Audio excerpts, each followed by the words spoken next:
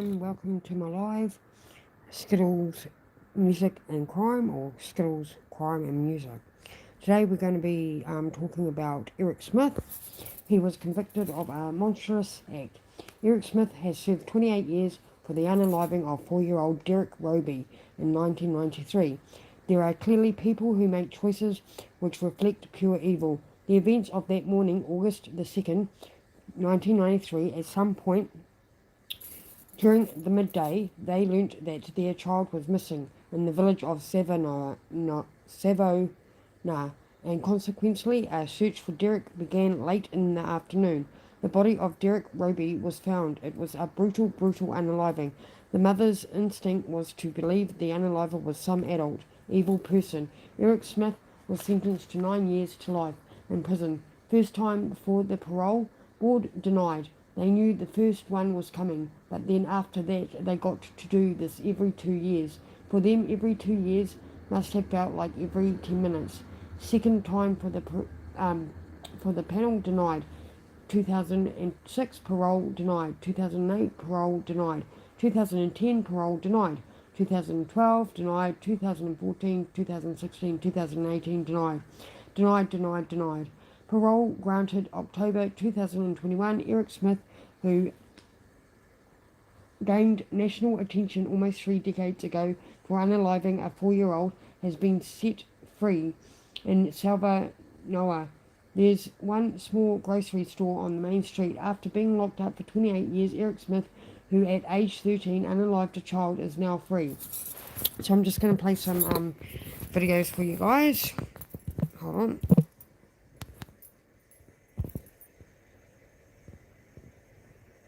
Where are we? There. Yeah. Hope everyone's having a good day, by the way. Don't forget to like, share, and subscribe. So this is Eric Smith.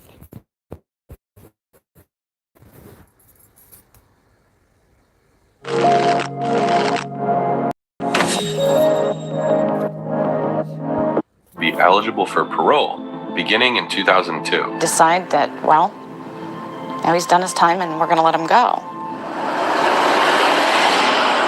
It scares the hell out of me. In 2002, Smith's parole was denied, but every 2 years, Smith appeared in front of the parole board, hoping to prove that he had changed and was no longer a danger to society. The frequent hearings took a toll on Derek's parents, who were forced to relive the horrors of their son's killing. Must have felt like a weight hanging right over your head. Yes. There's all of these really happy times that are supposed to happen throughout your life, but there's always that. In 2009, as Smith approached his 30s, he said he had changed in an interview with WENY-TV. Later on is, I'm not the same person. There's not a day that goes by in some way, shape, or form that I'm like forced to remember what I did. I'm automatically thinking I killed Derek and the pain that I caused Dale and Dorothy Morgan. In 2010, the parole board turned him down again, but as the years went by, clinical forensic psychologist Joni Johnston says he seemed to be changing. Passion from him for other people. So I'm seeing a little bit of hope for him now. Years passed, and the parole board didn't budge, until October 2021, when his parole was granted. But Smith could not be released just yet. He still needed to find approved housing. Eric Smith, who gained national attention almost 3 decades ago for killing a 4-year-old, has been set free. On February 1st, 2022, after spending 28 years behind bars, Eric Smith walked out of prison. Why, after so many years, they decided to give him a chance? And that's fine, for him and his family. Smith has moved to Queens, New York, and says he has plans for his future. I want to, get married, raise a family, hold down, a job, pursue the American dream. Smith says he wants to counsel kids who have been bullied, just like he was. Question is, will Eric Smith be a success story or somebody that we're pointing to and saying, the system blew it with that one? That's exactly right. I keep going back to my hope. Time will tell. So, like it said, he's out on parole here in Queens, New York. Smith insists he's a changed man deserving of freedom, that he has a plan for a fresh start, even a fiance, but others worry Eric Smith is still a flat-out threat. Dale and Doreen Roby, feared this day would come. In the summer of 1993, Derek Roby and his family lived just down the street from a park. It was and still is the social centre of a small town of Savona, New York. So Roby coached T-ball. It was his son Derek's favourite game. Derek was all boy all the time. Derek also attended a recreation program here at the park, and Doreen Roby always watched as her son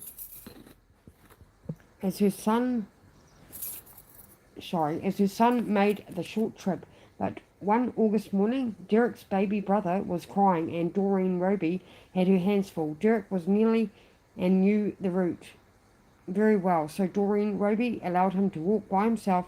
She packed his lunch and off he went. A short time later, as storm clouds moved in, Doreen felt something close to panic. It began to pour and Doreen Roby had an overwhelming sense something was wrong. Doreen drove to the park to pick up Derek. So here's another one. Hold on.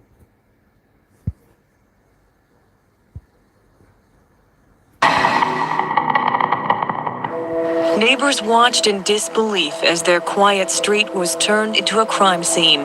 Derek Roby. Neighbors watched in disbelief as their quiet street was turned into a crime scene. Derek Roby was beaten to death. Autopsy reports show he died from blows to the head.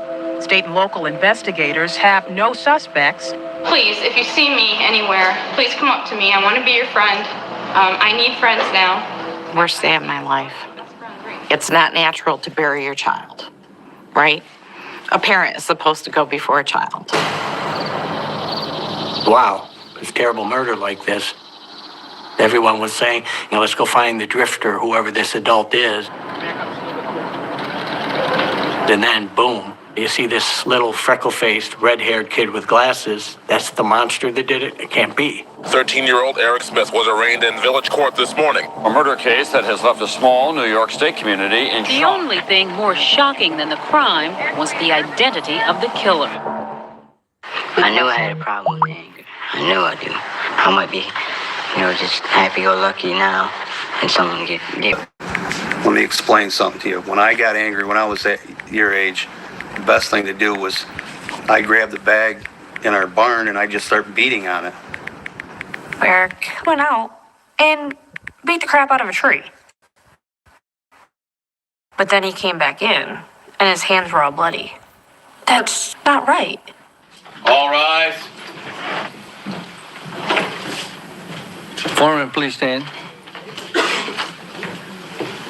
So you find the defendant guilty of murder in the second degree? Yes. Note for the record that the jury's verdict is unanimous. I don't in any way excuse him for what he's done, but I still love him. He's my son. I've lost my son. I've lost my life. So she was told that he never arrived, and nearly 5 hours later, searchers found Derek's body in a small patch of woods just a few yards from the park and a few hundred yards from his own front door. Derek had been choked and beaten to unaliving with rocks. Neighbours placed across at the scene. The streets of Savona were empty as worried parents kept their children inside. The immediate assumption was that Derek Roby's unaliver was a stranger from out of town. That's what Eric Smith's grandfather believed. Eric Smith's grandfather believed Eric Smith grew up just across town and liked to spend time with his grandparents, Red and Eddie Wilson. He always come in and give us hugs and kisses. He loved being a clown or clowning around. But Eric's bright red hair and freckles made him a target at school for years, and as teenagers he was seen pedaling around town for hours on end alone. It's hard to comprehend somebody doing this.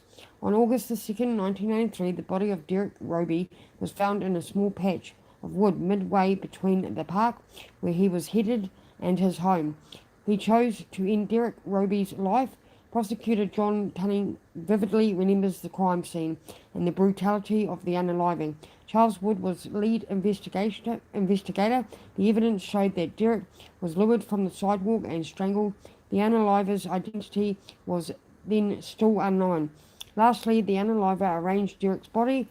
The left sneaker had been removed and was lying near Derek's right hand, and his right sneaker had been removed and was lying near Derek's left hand. It almost looked like the body had been poised in that position. Eric continued to deal with Derek's body. The word enjoyed, so disturbing in this context, would come up again and again in the course of the investigation. The very first time was 4 days after his unaliving. When Eric Smith walked into the police command centre to see if he could be of help in solving the crime, John Hitch and other investigators repeatedly talked with Eric Smith and had no idea the unalivers was sitting right in front of them. So here's another video.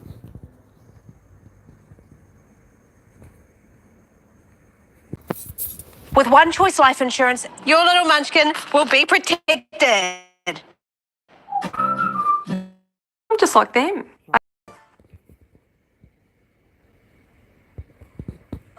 Everyone living in the Rochester area in the 1990s remembers the murder of 4-year-old Derek Roby. 1993. 13-year-old Eric Smith was sent to prison for the crime, and it wasn't until today, almost 30 years later, he was released.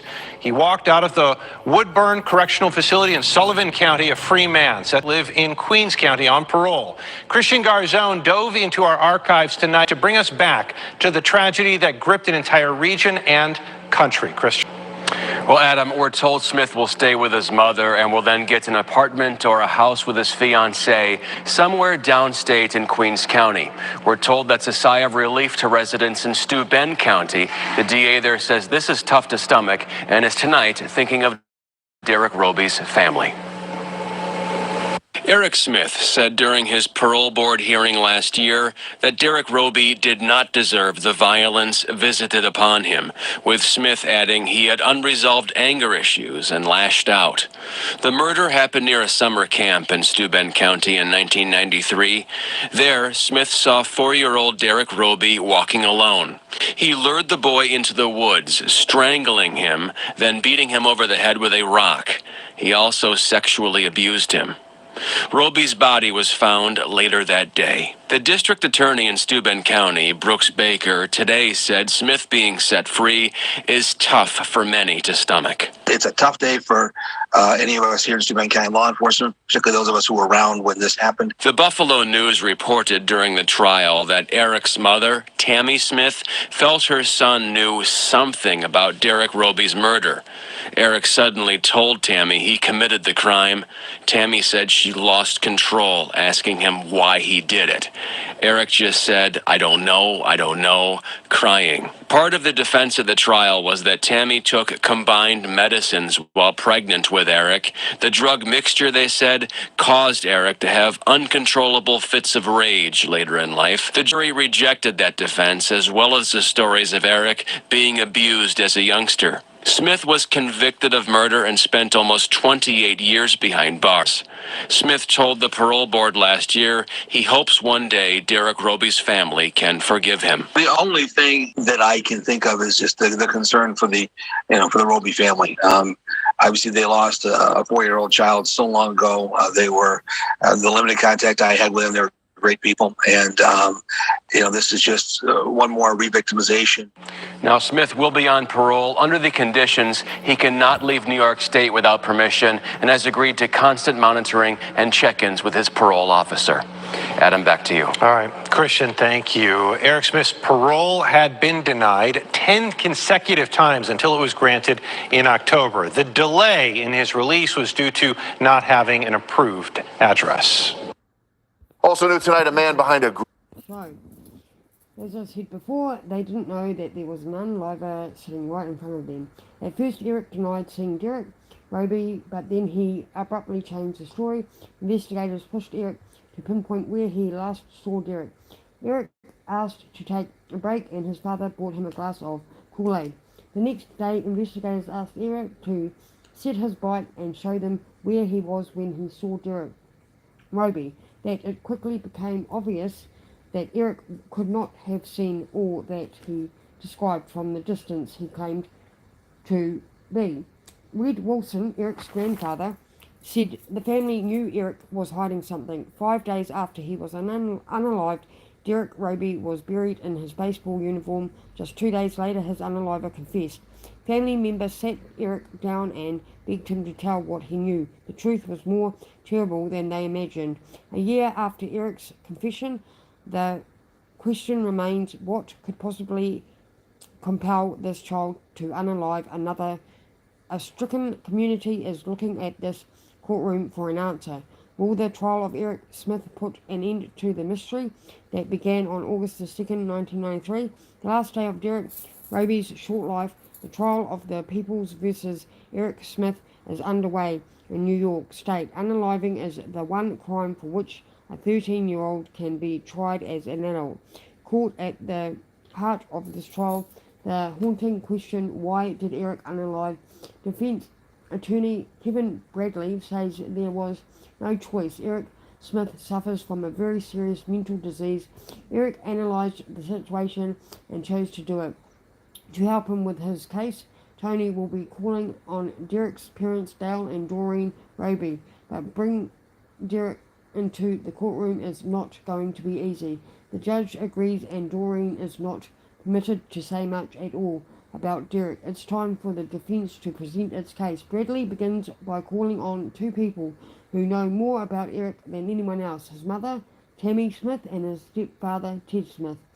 The jury heard that as a toddler, Eric threw temper tantrums and banged his head on the floor. He had speech problems, was held back in school, and relentless bullied.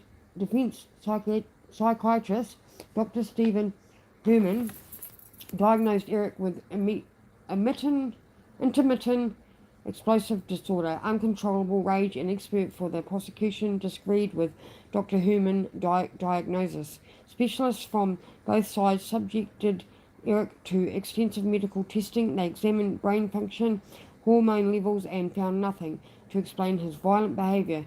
Because of the essay of Eric, their issues are their problems? Sure. What does the jury believe? Guilty in the second degree. Eric's parents, Tammy and Ted Smith, were devastated, convinced their child was sick. Eric would be sentenced to the maximum 9 years to life in prison. The unaliving boy's parents, Dale and Doreen Roby, cried with relief, not knowing that they were being sentenced too. The Robys, they are serving a life sentence. Dale and Doreen Roby were relieved that the boy who had unalived their beloved son was locked up.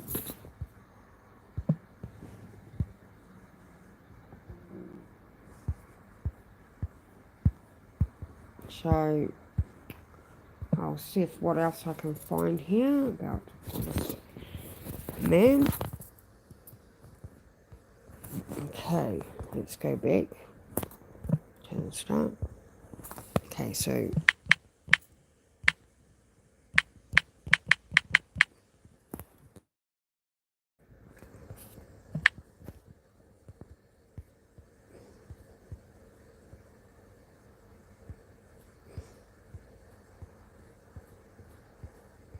yes, that one, no. Okay, we'll have a look at this. Last month, 42-year-old Eric Smith was released from prison after being locked up for 28 years. 48 Hours has been following his case since 1993, when Smith was then 13 years old, and he killed 4-year-old Derek Roby in a fit of rage. On this week's show, Jim Axelrod looks at the controversial decision to let him go free. We never forget our boy. He was a wonderful child, and we miss him terribly. I wouldn't wish this on anyone. For almost 3 decades, Doreen and Dale Roby have lived with the anguish of that day in 1993. Says, I love you, Mom, and he went hopping off the sidewalk. When they learned their adored little boy had been lured into the woods, strangled, and beaten with rocks. If that wasn't horrific enough, his killer was a red-headed, freckle-faced child. Eric Smith was tried as an adult. All rise. And convicted of murdering Derek Roby. So you find the defendant guilty of murder in the second degree? Yes. Smith's sentence was 9 years to life. Take the young man in custody. But it would also be a life sentence for the Robys once Smith became eligible for parole in 2002. They could decide that, well, he's done his time and we're going to let him go. Every 2 years, Smith was back before the board, and the Robys would have to relive their son's murder and fight to make sure his killer's parole was denied. It's not fair that we have to keep doing this. The news the Robys had been dreading came after Eric Smith's 11th appearance before the board, when he was finally granted parole. And, as he told WENY-TV in 2009, he had big plans for his future. I want to, get married, raise a family, pursue the American dream. It was about that tall. John Tunney, who prosecuted Smith's case, says it's too early to know if that'll happen. At the end of the day, still a little bit of a gamble. Oh, no, it's a huge gamble. This parole decision is a high-risk enterprise, to be sure.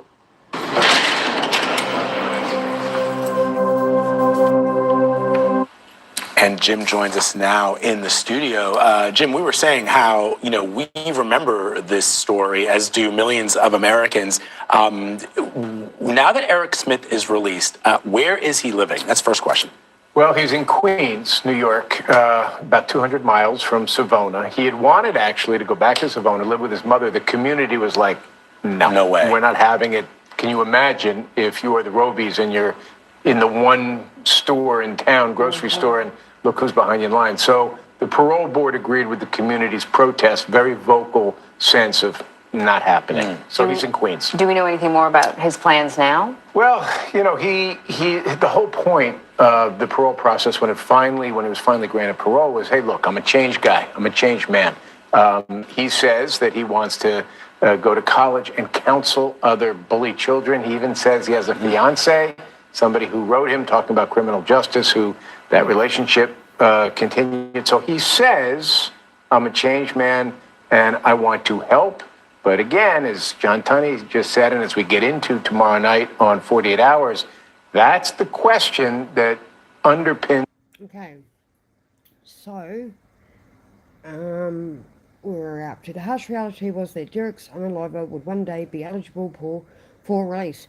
Eric Smith's first parole hearing was in 2002. The Robys weren't allowed inside the closed-door hearing, so they wrote letters and made home videos to remind the board about the sudden and devastating loss. Smith's parole was denied, but 2 years later he was back before the board. Eric Smith is someone who gives into tremendous amount of detail in terms of what he did. All these years later, Eric Smith's words are still chilling. Smith, at age 13, was a budding SK. The parole board's decision in 2004 was no surprise, but for the Robys, there was always another hearing looming. Eric Smith, in 2009, just months before his 5th parole hearing, Smith, almost 30, was interviewed by WNETV. As he prepared to face the board, the problem is how sincere is it versus how contrived or calculated it is. Remorse at a parole hearing is hard to judge, or it is genuine. The parole board in 2010 turned him down again, but as the years passed, Johnston says Smith seemed to be changing. You're starting to see some compassion from him for other people. But for the Robys, decades of endless parole hearings takes its toll. On October the 5th, 2021, 41-year-old Eric Smith went before the board for the 11th time. Smith even told them he was engaged. He says his wife is studying to be a lawyer and wrote to him asking about the juvenile justice system over time. He says they ended up falling in love. Eric Smith was changed. So, yep, apparently he was changed.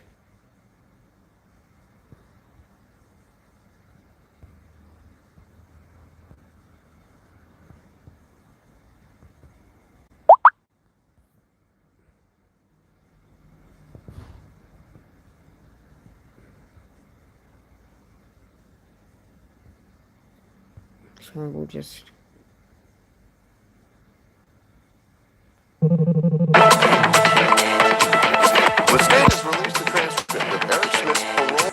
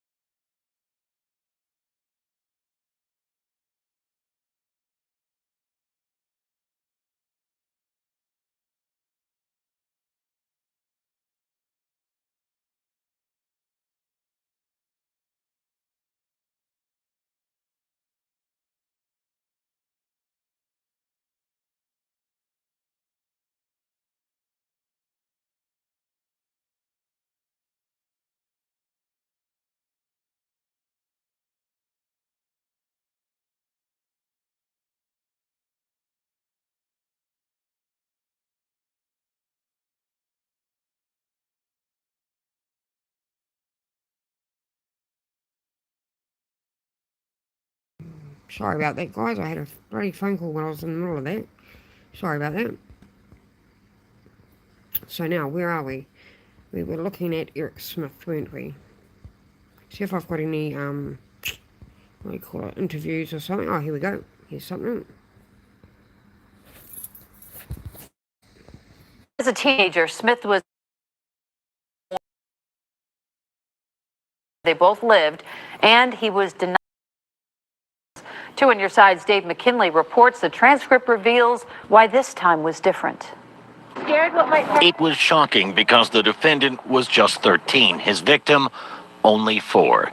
It was shocking as well because of the sheer brutality of the slaying, which Eric Smith, now 41, once again described in gruesome detail. According to a 30-page transcript of his parole hearing on October 5th, Smith once again expressed remorse for his actions, apologized to Derek Roby's parents, whom he also said he hopes can someday forgive him, while conceding he doesn't deserve it. It wasn't that much different than what he said at several other parole hearings over the past 20 years. Yet the report concludes with his recommended release, and here are the factors listed in reaching that conclusion. Smith's age when he committed the crime. Again, he was 13. The trauma and abuse Smith often experienced in his youth, being bullied for his appearance and having a troubled home life. That he has served more than 28 years, which the parole board termed as significantly in excess of the minimum sentence of 9 years to life he had been given, and his record behind bars, noting that in all those years, Smith has only been written up 3 times for infractions, the last time being 15 years ago. The parole board also took note that he has a low COMPAS score.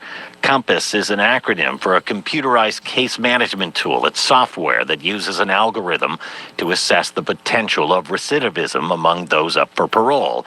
It all led to the parole board to conclude that there is a reasonable probability that you would live and remain at liberty without again violating the law, and your release is appropriate. Smith was supposed to be released 2 days ago, but as of now, he's still listed as being in custody. The Department of Corrections says this is because he's yet to have an approved address to live. The Department of Probation and Parole will decide where that can be. And Smith did tell the parole board he planned to return to his hometown where all this happened. We do not know if that's a factor in the holdup. Dave McKinley, Channel 2 News. Alright, so that's all we've got time for, guys. Again, thanks for coming. Back in 93, Eric Smith made headlines as the Right, we'll just get out of there. Get out of here.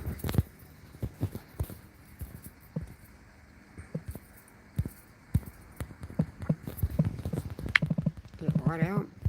Yeah, that's all we've got time for. Again, I do appreciate you guys coming. Oh, it keeps going back to that.